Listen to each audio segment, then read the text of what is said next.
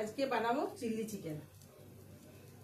চিকেনটাকে মেরিনেট করে রেখেছিলাম একটা ডিম দিয়ে আর একটু সয়া সস দিয়ে আর নুন দিয়ে আর কিছু দিইনি।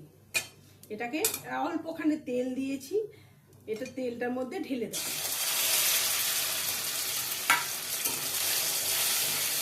এটাকে ভালো করে ভাজবো।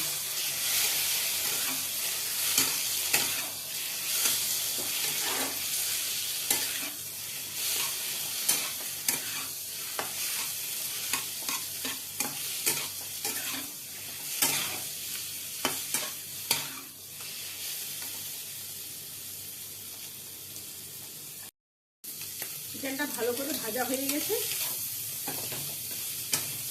এবার এটার মধ্যে পেঁয়াজ কুচি, রসুন কুচি, 1 চামচ আদা বাটা, ক্যাপসিকাম কুচি, কাঁচা লঙ্কা কুচি এগুলো ঢেলে দেব।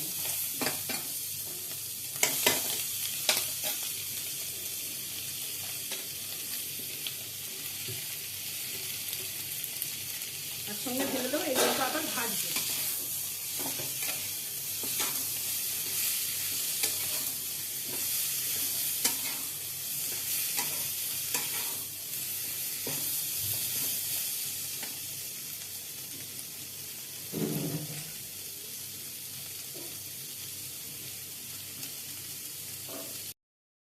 এটার মধ্যে অল্পখানি চিলি সস ঢেলে দেবো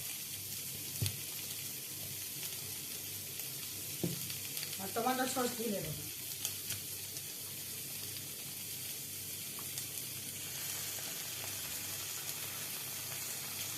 এটাকে নাড়াচাড়া করবো।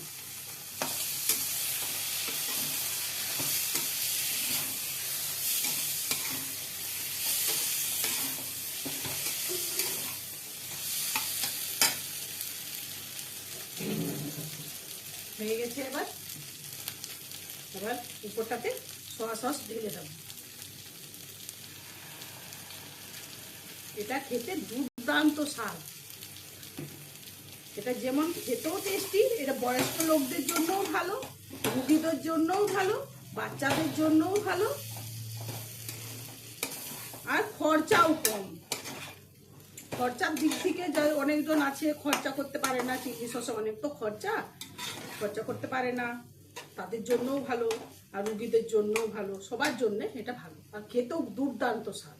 একবার ট্রাই করে দেখতে পারেন।